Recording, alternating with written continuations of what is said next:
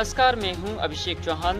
स्वागत है आपका भारत न्यूज में। सेना प्रमुख बोले, पूर्वी लद्दाख के पास चीन की गतिविधियां चिंता का विषय, लेकिन हमारी सेना पूरी तरह से तैयार है।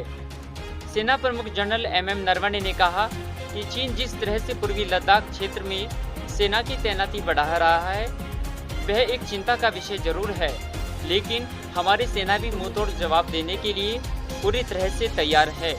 पूर्वी लद्दाख क्षेत्र में चीन द्वारा बड़ी संख्या में सेना की तैनाती और बुनियादी ढांचे के विकास को लेकर सेना प्रमुख जनरल एमएम नरवणे ने शनिवार को चिंता जताई। उन्होंने कहा कि चीन जिस तरह से पूर्वी लद्दाख क्षेत्र में सेना की तैनाती बढ़ा रहा है, वह एक चिंता का विषय जरूर है, लेकिन हमारी सेना भी मुंहतोड़ जवाब देने के लिए पूरी तरह से तैयार है। उन्होंने कहा कि अगर चीनी सेना सर्दियों के दौरान भी तैनाती बनाए रखती है तो यहाँ एलओसी जैसी स्थिति नियंत्रण रेखा हो सकती है। हालांकि यह सक्रिय एलओसी जैसी नहीं होगी जैसा कि पाकिस्तान के साथ पश्चिमी मोर्चे पर है। थल सेनाध्यक्ष ने कहा कि अगर चीनी सेना अपनी तैनाती जारी रखती है तो भारतीय सेना भी अपनी तरफ से अपनी मौजूदगी बनाए रखेगी।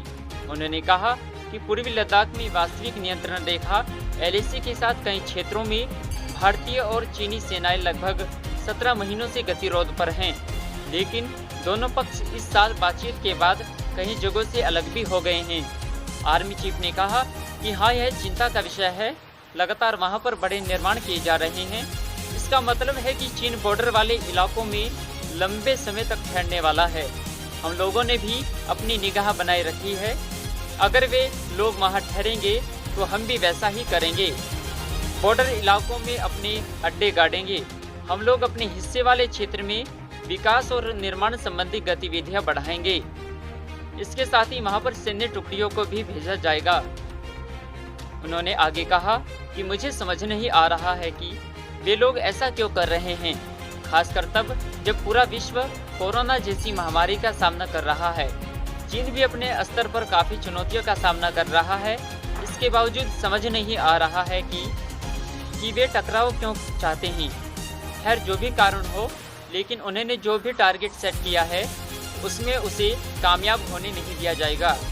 सेना प्रमुख ने कहा कि पूर्वी लद्दाख में गतिरोध के बाद भारतीय सेना ने महसूस किया है कि उसे आईएसआर, खुफिया, निगरानी और टोही के क्षेत्र में और अधिक काम करने की जरूरत है। इसलिए पिछले 1 साल में हमने आधुनिकीकरण पर जोर दिया है।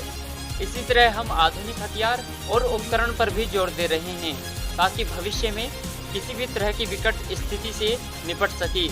इसी के साथ अभिषेक चौहान, भारत न्यूज।